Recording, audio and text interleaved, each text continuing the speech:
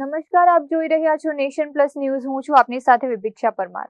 વડોદરા મહાનગરપાલિકાની બેદરકારી અને કોન્ટ્રાક્ટરોની લાલિયાવાડીનો ભોગ સામાન્ય નાગરિકો બની રહ્યા છે.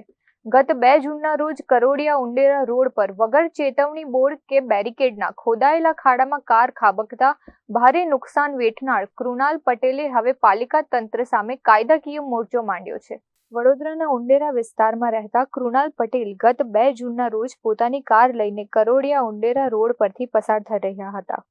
રોડ પર ખોદકામ ચાલતું હોવા છતાં કોઈ જ સાઇનબોર્ડ, રિફ્લેક્ટર કે બેરિકેડ ન હોવાના કારણે તેમની કાર ખાડામાં પડી ગઈ હતી. આ અકસ્માતમાં કારના રિપેરિંગનો ₹4 લાખથી વધુ ખર્ચ થયો હતો અને માનસિક યાતના પેટે ₹4 લાખ મળી કુલ ₹8,940,000ના વળતર માટે અગાઉ મ્યુનિસિપલ કમિશનર અને એક્ઝિક્યુટિવ એન્જિનિયરને નોટિસ પાઠવવામાં આવી હતી. આ નોટિસ બાદ ડેપ્યુટી મેયરે મીડિયા સમક્ષ નિવેદન આપ્યું હતું કે કોન્ટ્રાક્ટર પાસેથી વળતર આપવામાં આવશે, તેને બ્લેકલિસ્ટ કરાશે અને જવાબદાર અધિકારીઓ સામે કડક પગલાં ભરાશે. પરંતુ આટલા દિવસો વીત્યા છતાં કોઈ કાર્યવાહી ન થતાં કૃણાલ પટેલે એડવોકેટ કિંજલ ચૌહાણ મારફતે હવે મેયર અને ડેપ્યુટી મેયરને નોટિસ પાઠવી છે. આગામી દિવસોમાં વળતર નહીં મળે તો કોર્પોરેશન ચેરમેન અને અધિકારીઓ સામે કાયદાકીય દાવો ઠોકવાની ચીમકી પણ ઉચ્ચારવામાં આવી છે. કરોડિયા ઉંડેરા રોડ પર જે મારી ગાડીનો અકસ્માત થયો હતો એ સંદર્ભે મેં જે વીએમસીને નોટિસ આપી હતી 14/7ના રોજ, એ જ નોટિસના સંદર્ભમાં વડોદરા શહેરના ચૂંટાયેલા પ્રતિનિધિઓમાંથી ડેપ્યુટી મેયરે એક સ્ટેટમેન્ટ આપ્યું હતું કે તાત્કાલિક ધોરણે મને જે પણ જે ખર્ચો છે 8 લાખ રૂપિયા આપવામાં આવશે. સાથે સાથે જે પણ કોન્ટ્રાક્ટર છે એને બ્લેકલિસ્ટ કરવામાં આવશે અને જે પણ લાગતા વળગતા અધિકારી છે એના પર પણ યોગ્ય પગલાં ભરવામાં આવશે.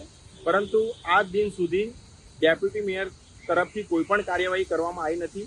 તો એના સંદર્ભમાં મેં નોટિસ ડેપ્યુટી મેયર સાથે મેયરને પણ આપી છે અને આગામી દિવસમાં જો મને વળતર નહીં મળે તો હું જે લાગતા વળગતા અધિકારીઓ છે સાથે હું મેયર, ડેપ્યુટી મેયર અને ચેરમેન એમને પણ નોટિસ આપી. અત્રે ઉલ્લેખનીય છે કે કૃણાલ પટેલ સાથે થયેલી આ ઘટનામાં વીએમસી કોન્ટ્રાક્ટરના માથે દોષનો સમગ્ર ટોપલો ઠાલવ્યો છે. ત્યારે કોન્ટ્રાક્ટરને કોન્ટ્રાક્ટ આપનાર વીએમસી અને તેના કામનું નિરીક્ષણ કરનાર વીએમસીના અધિકારીઓની કોઈ જવાબદારી નહીં એવા સવાલો પણ શહેરમાં ઉઠ્યા છે. આ મામલો હવે આગળ જતા કેવો વળાંક લેશે એ હવે જોવાનું રહ્યું. Bureau report, nation plus news, Vadodara.